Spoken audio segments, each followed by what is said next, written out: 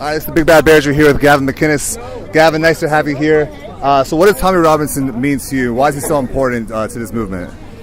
Well, I think that Britain is a canary in a coal mine, and Islam isn't a big threat to America today. They represent a fraction of the population. You know, there's Dearborn, Michigan, but it's not a plague. In Britain, it's a real threat, and there's areas like Luton, where he's from, that have become completely Islamicized. The police live in fear. These radical Muslims of Luton, they live above the law. And if an imam gets arrested, they will storm the police station, which, by the way, is the smallest in all of Britain. And they will ruin those cops. Like, they'll beat the crap out of them. Yeah, we have all the scandals in Rotherham, Newcastle, list goes on. What's the fear of something like that coming to America? Not only Islamification, but when it comes to government censorship or some other censorship.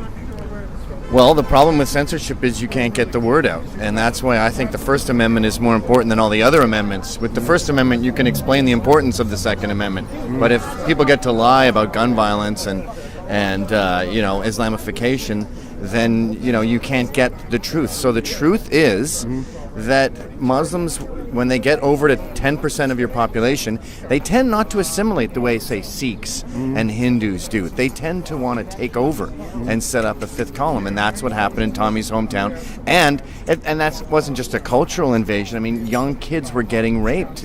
Part of the Pakistani Muslim culture in Britain appears to be raping young girls. And the fact that Tommy dared inconvenience two pedophiles does not deserve an instant 13-month prison sentence. I completely agree. So I would like to think this will never happen to America. The men of America will storm the streets and do something. Why? Maybe I'm overly optimistic. Don't take it for granted, man. Don't take it for granted. We see censorship all the time. People getting fired. We just had a bunch of Proud Boys, which is a fraternal organization that happens to mostly love Trump. We went to a bar, and we got chased out of the bar by these lunatic socialists. Who, I mean, that's an esoteric thing to believe in socialism. But anyway, they're the mainstream now. And then there was one of these guys, a Puerto Rican war vet who's been to Iraq twice. He was in the videos as a Proud Boy wearing a MAGA hat. His boss saw him, and he's fired. Yeah. So we're not seeing, grooming gangs here, but we are seeing a plague of left-wing fascism. There's cultural enforcement, there's media enforcement. If you say the wrong thing, you could, lose your job, you could be socially ostracized. What I was getting at before is, why aren't the men of Britain doing something? I mean, rallies are one thing, but how come, after something like Cologne happens, they don't do anything about it, Pussies. All the brave ones left and made America. The testosterone went away, it migrated over here? Yeah, everyone with balls left Britain 100 years ago. That's what I'd like to think we could do something about it. Maybe we've lost our testosterone since then. That being said, there are, thousands and thousands of Tommy supporters, and when we were there at that rally in Britain, they filled, downtown London with just hooligans. Yeah. The soccer hooligans are the only hope for Britain right We need them. We need them. They could be our heroes. Well, Tommy's a hero for us and the U.S. No Antifa yet, don't worry. As conservatives are always on the lookout looking both ways. But you have the Proud Boys, you have a big dude over here too. So when it comes to Islamification, I don't think it's such a big deal in America right now. Besides maybe in certain places. Well, but slow down. I mean, there's some places where you can see it fostering. Like, isn't the Muslim Brotherhood getting into bed with the head of the DNC? We also have Keith Ellison. He's running for Attorney General of Minnesota, I believe. This is a guy who loves Antifa and is a radical left-wing Muslim. It's a bizarre combination, too, isn't it? These social justice fascists and radical Islam. Yes, I mean, I live in Chicago. I'm used to seeing the black nationalists, like Muslims, who are super anti-Semitic. Don't really see any neo-Nazis. That might be a little kind of media play. But when it comes to, we have L.A., New York, Chicago.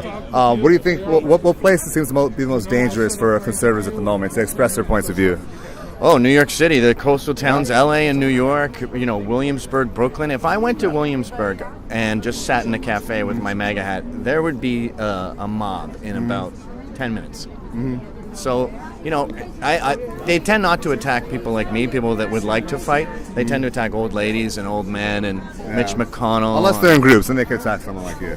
yeah. Then even then, groups and masks on, they can go after throw you. feces and batteries from 20 feet away. Like it's very rare. Well, you had something sprayed in your face, I think, at one time, right? Yeah, but even that was cowardly. The pepper spray came out from behind someone, sprayed, and then he vanished into the crowd again. That's their MO. Cool. Well, we saw the videos. So thanks for talking to me. I really appreciate it. I wanted to show you one thing. I have this. When I got this tattoo, I felt super fucking badass. But now talking to the man that is on my arm right now, I feel kind of really fucking beta cuck a little bit. So I have your name right. Can you see it on the book? I have McInnes on that book. Oh shit! So I have you along with Thomas Sowell, Milton Friedman, Ben Shapiro, and Coulter's coming next. But you're one of my biggest influences, so I wanted to show you that. All right, ladies and gentlemen, we're here today. Where are we? Midtown? Does this qualify as Midtown? I don't even know. See, you're on a book. You're like a scholar. You see? Exactly. I don't think you've written anything. So you were the former editor of Breitbart London, or do you still work for them? What are you doing now? Well, I'm doing things like this. Going around the world, spreading the good message. In the last 6 weeks, we've been in Budapest, Prague, Rome, Paris, London, now here, Washington, D.C. next week. Spreading the good word about, or the bad word about what's going on in my country and how to avert it in more free countries like this one. So try to help us understand, why is Tommy Robinson, why is him as a symbol so important for Western civilization? Because I definitely believe that. Well, look, I mean, Tommy's been at this now, confronting the grooming gangs problem in the United Kingdom, talking about and really elevating the issue of radical Islam to the national level for many years, and has been persecuted by the political establishment for all of those years, to the point where they've been having police cars follow him around on day-to-day errands. Yes. You want to talk about a police state, sometimes we can get hyperbolic when it comes to talking about things like that, but it literally is happening in the United Kingdom at the moment. And what happened to him on May the 26th, when he was broadcasting outside Leeds Crown Court and was arrested for breach of the peace and then subsequently held in contempt of court, I think shows not just the levels to which the establishment is willing to go to shut up that kind of speech, but also what kind of antediluvian laws we have still on our statute books in the United Kingdom. Those sorts of things need addressing. So what do you think the dangers are that what's happening in Britain can come to America? I mean, in America, we don't have the governmental restrictions, we have more cultural restrictions. You can lose your job for saying the wrong thing. What are the dangers of something like that coming more to America? It can happen in a heartbeat, in the blink of an eye. As it happened to us. We didn't have, and we haven't had, a history of sort of hate speech being on the statute books as criminal. And it happened to us while we were looking the other way, while we were distracted about other things. And it's happening here too. You see it all the time with the Maxine Waters of the world and all these guys pushing for criminalization of speech. In fact, in some cases, criminalization of thought. Meanwhile, they ignore the pedophilia in their own ranks on the left, with the Democrats and with the Hollywood establishment.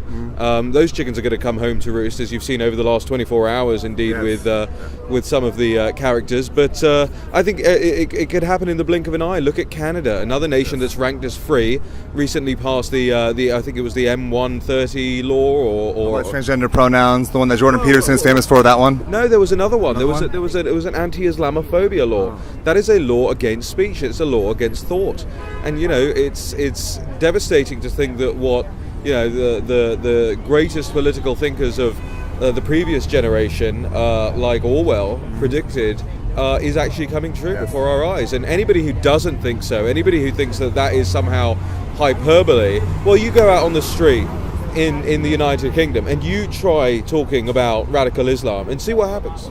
Yeah, I can only imagine. So there's a caricature of British police officers right now, and we see a lot of videos. I mean, they don't have guns. They're kind of defenseless against the cops. I mean, against the terrorists or anyone that might be trying to do harm. Do you think that caricature? I mean, you live in London now, right? I live on the road, but I spend a lot of time in London. Okay, so would you say the caricature is correct, or is it more like when people see internationally in America of cops shooting black people indiscriminately? Is that more exaggerated? So, there are armed police units in the United Kingdom, but the response time is long because they aren't, all of our police units aren't armed. Even in Westminster, a tourist hub, very high-profile targets, you know, there are police who are just still armed with truncheons. When we had a terrorist attack attempted in Russell Square tube station, the police had a couple of tasers, but they didn't work, and they were left trying to wrestle this terrorist to the ground with their truncheons. I mean, that's a nonsense as far as I'm concerned. Definitely. We've invited terrorists into our country. We've invited radical Islam en masse into our country, and we haven't taken the steps necessary to prevent and protect our own citizens from that scourge. And I think that is a massive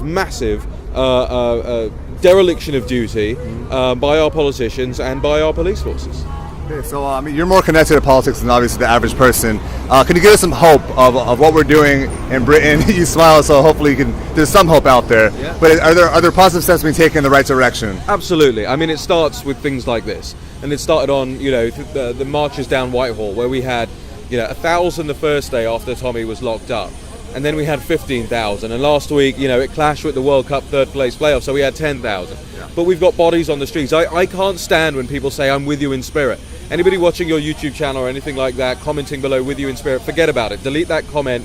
I don't need your spirit. I need you on the streets. I need you active. I need you doing things. I need you calling your congressmen. I need you calling your members of parliament. I need you writing to the White House and calling the White House. Forget your spirit. I'm not interested in your spirit. I'm interested in your time. I'm interested in your money. I'm interested in your efforts. Everything that we can do, like we're doing right here today. And by the way, nobody pays me to do this. I do this off my own back. And if I can do it, by the way, I don't make a lot of money. If I can do it, anybody else can do it. There's no excuses anymore. So please come join us and take action. Raheem, thank you for talking to me. No please about it. Come and join us. I really appreciate talking to me. Thank you very much. you.